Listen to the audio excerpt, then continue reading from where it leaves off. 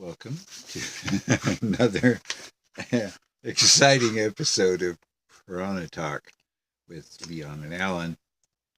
We've been trying to shine a little light into the dark corners of the Purana here for a few years, and sometimes it shines back.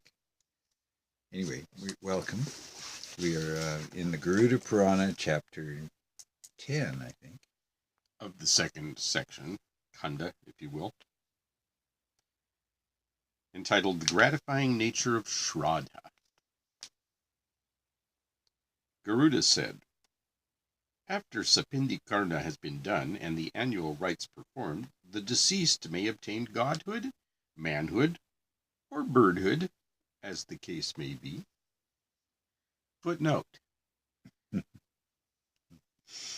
Sapindikarna, a rite of establishing kinship by offering libations of water, rice ball, etc. to the manes. This relationship extends from the 7th or the 11th to the 13th or the 14th degree. According to certain smritikaras, it is performed at the end of a year after the death of a relative, but now usually performed on the 12th day as part of the funeral obsequies. 2. But they eat different types of food.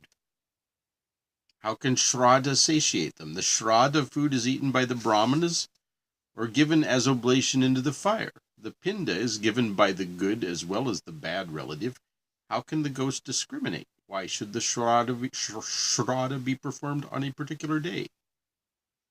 The Lord said, O bird, here Shraddha is Shraddha is gratifying to ghosts. There is no restriction on a person if he becomes a deity or a man or an animal according to the actions of his previous life. If he becomes a deity, the Shraddha food turns into nectar, an article of enjoyment if he becomes a Gandharva, a grass if he becomes an animal, an air if he becomes a Naga, fruit in case of a bird, meat in case of a demon, blood in case of a ghost, grain in case of a man, and an article of enjoyment in case of a child. Shall we say a toy? Garuda said, how Kavya and Havya given by men reach Pitriloka and Devaloka, and who takes them there? Kavya is an oblation of food to deceased ancestors. Havya is an offering to the gods or oblation in general, and often involves a fire, offering to fire. So how Kavya and Havya given by men reach the land of the Pitris, the ancestors, and the land of the gods, Devaloka, and who takes them there? How can a Shraddha gratify the dead? Can oil in a blown-out lamp light the wick? Tell me, O Lord, how does the deceased enjoy the fruit of the deeds such as rites of obsequy performed by his son? The Lord said, the validity of tradition, O Lord, is more powerful than the validity of direct perception. Now, why is he saying, O Lord, if he is the Lord? Maybe they're wrong. Maybe it's not the Lord speaking here.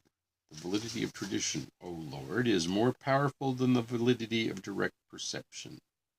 The Shruti declares that the food served to the Brahmins in the Shraddha turns into nectar, etc., for the departed souls. By their names and gotras, the manes receive the offerings made by the relatives. The mantras carry the same when they are recited with devotion and faith. How the articles reach the manes should not be doubted. O bird, I tell you how the articles of gift can reach the manes. The Agnisvata Pitris, the manes who are cremated in fire, remain in charge of the departed. When food is offered to the departed souls in the appropriate manner, at the appropriate time and place, as prescribed in the Shastras, they carry the same to the manes in their path. Even though they assume different species and reach different worlds with different names and gotras, they receive the offering made in their favor by their kins. The 3 pindas given on Darbha is spread over the earth by the nearest relative of the deceased with his sacred thread worn over the left shoulder, gratify the manes even in their ghosthood. The 3 pindas gratify the manes.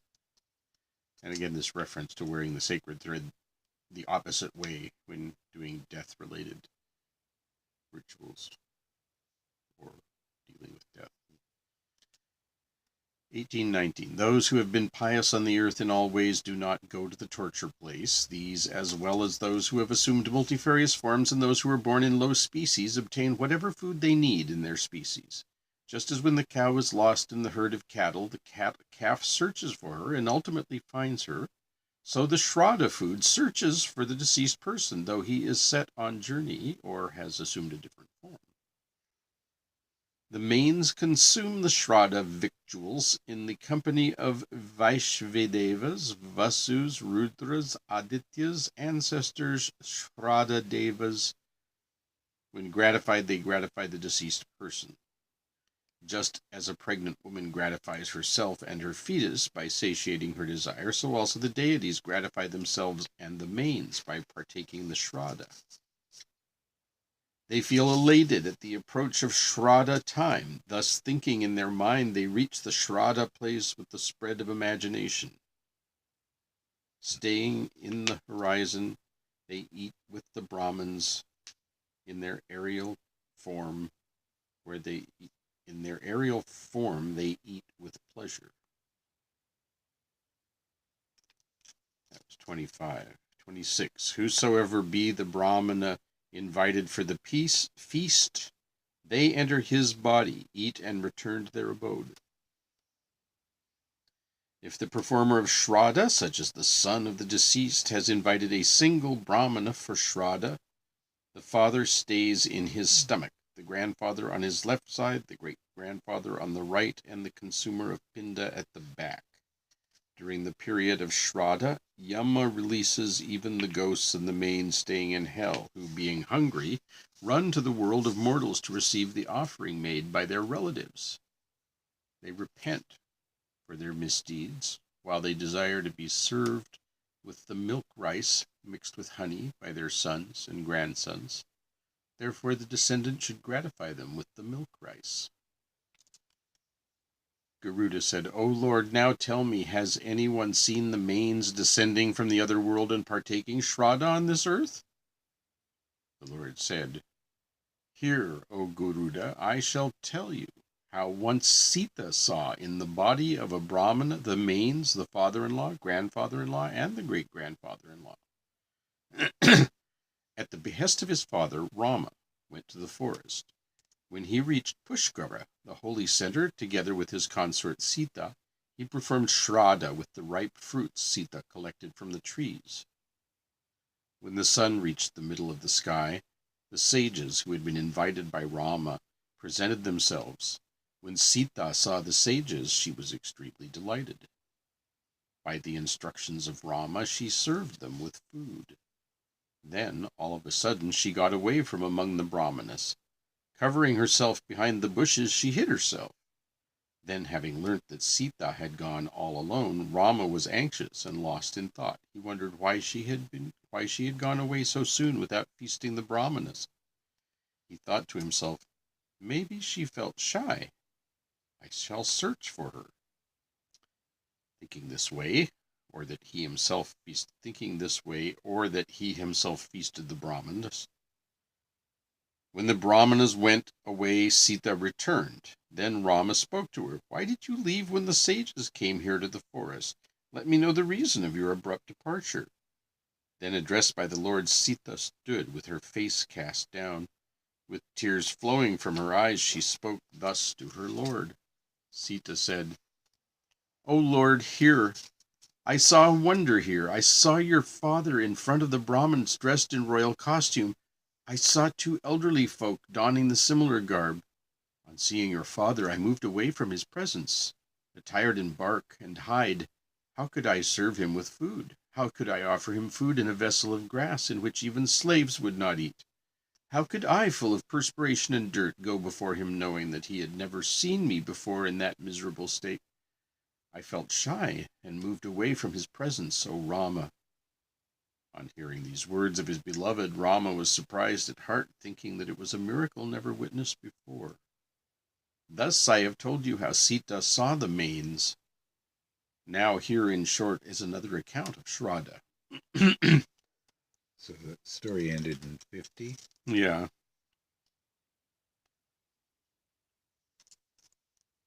50-51 is, he basically says, oh, that's that story. Now hear this one. Mm-hmm. On the day of Amavasya is the new moon. You know that. The airy mains stand at the threshold of their descendants in order to receive Shraddha. They remain there until sunset. When they do not receive Shraddha, they fall in despair and out of suffering heave long sighs and go back cursing the descendants. Therefore one should carefully perform Shraddha on the Amavasya day. If sons or relatives perform Shraddha at Gaya, they uplift their ancestors from lower regions and themselves enjoy Brahmaloka together with the mains. They never suffer from thirst and hunger. Therefore the wise should perform Shraddha imperatively. If no other article of food is available, even vegetable, if offered with devotion, would suffice. If Shraddha is done in time, the family would never perish. Age, sons, fame, heaven, glory, health, strength, splendor, cattle, happiness, wealth, and grain, all these can be procured by worshipping the mains. The rites performed in favor of the mains are more beneficial than the rites performed for the deities. Gratification of the mains in proportion to that of the deities is more beneficial. Those who worship mains, deities, brahmanas, and fire, in fact, worship me, who am the soul of all beings. By performing Shraddha according to the means and method, the man pleases the universe as far above as Brahmaloka. Whatever food is spread over the earth by the performer, the same gratifies them, though they have become ghosts. Whatever water falls on the ground dripping from the bathing clothes of the performer, the same gratifies them, though they have become trees. Whatever scents fall on the ground, the same gratifies them, though they may have obtained deityhood. Those who are outside the caste groups, unfit for rites or averse to rites, consume water scattered after washing. Whatever water is revised in the day by the brahmanas and others, the same gratifies those who have become pishacha, worms, and germs. Whatever pindas are left on the earth, the same gratify those who have become men. Thus, when all this is being done by the twice-born, whatever water and food is left, good or bad, the same gratifies those who have opted for another caste, in case the Shraddha is done properly. When men perform Shraddha with ill-gotten wealth, the same gratifies chandalas and others of low species. Thus, O bird, whatever is given to the mains by their relatives while doing Shraddha, they receive the same and remain gratified with food, water, and vegetable. Thus I have told you all what you have asked me for. Now that you have queried me whether the soul obtains body immediately or after some time, I shall tell you about the same in short. Body is obtained both immediately and late. This is 72, 73. Now 74. How the soul gets a new body, hear from me. The soul without body is like a flame without fire. It is about a thumb in size. After leaving the earthly body, the soul obtains an airy body, like a caterpillar who lifts up the back feet only when the position of the front feet becomes firm. The soul leaves the previous body only when the airy body is available to enjoy. In that actionless body he moves in air only. Whatever body he has obtained, the same he himself leaves. He leaves the body just as the child leaves the womb. He may come out, stay, and enjoy. The fools do not see him. Only those who possess the vision of knowledge can see him in that state. O bird, this type of body the deceased can have out of the pinda offered to him, the rice ball. Whatever pinda the sons or kins give him during the 10 days, the same unites the Vayuja body with the Pindaja body. If the pindaja, and ja just means born of, the pindaja body be not there, the vayuja body suffers, the air or wind body. Just as in his body a man has childhood, youth, and old age, so also he obtains another body. Citing the Bhagavad Gita on this one. This you already know, O king of birds. Just as men wear new clothes, casting off old ones, so also the soul obtains another body, leaving the old one. Neither the weapons cut it, nor the fire burns it, nor the water wets it, nor the wind dries it. Just now I have told you that it obtains the airy body immediately. Now hear about the body it obtains belatedly. After some time, the jiva, when he reaches Yamaloka, obtains the pindaja body.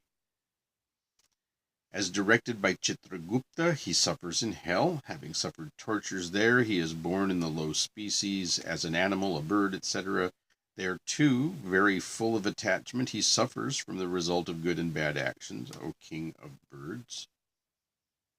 Garuda said, O treasure of piety, please tell me how, even though full of sins, a jiva may obtain you after crossing the ocean of worldly existence. Please tell me, O Lord, how a man can avoid suffering. The Lord said, Man obtains success being busy in the performance of assigned acts. Now hear how he can get success while he is engaged in doing acts. By taking shelter in Vasudeva, possessing pure intellect, controlling the self with fortitude, discarding the objects of enjoyment, and leaving attachment and envy, serving without expecting reward, controlling speech, body, and mind, practicing meditation and yoga, taking recourse to detachment, leaving pride, force, desire, anger, thus calm and serene, he attains Brahma. After this, he has to do nothing, O son of Kashyapa. So ends chapter 10. Well, fascinating. I especially appreciated that section on hungry ghosts and how the offering was being transmitted to the ghosts. I still don't really buy it all, but interesting nonetheless. You don't buy it all? Well, it's like I can see where, this is how they keep you. They give the survivors something to do where they feel they can help the people after life. But I'm not sure what this really does. What does this really accomplish except keep these individuals in their minds? I mean, which individuals? The dead ones or the living ones? Ones. Yeah. In their minds? In the minds of the living that are doing these keep rituals. them from forgetting them. Yeah. Well, yes, for a time, but you do get off the hook eventually, and of course the ancestors do go back to father, grandfather, great grandfather. After that, it's just into the. And you might conceivably have known all these people. Often it's the one at the head of that line, the great grandfather, you might not know. You at least knew someone who knew them. Right. You came from someone who knew them, very likely. Very likely. So, it's interesting. We've had a lot of descriptions of the ritual and not very much description of why you do it. So it was good to have something about why you do it. Yeah. Okay. Thanks for coming. Bye.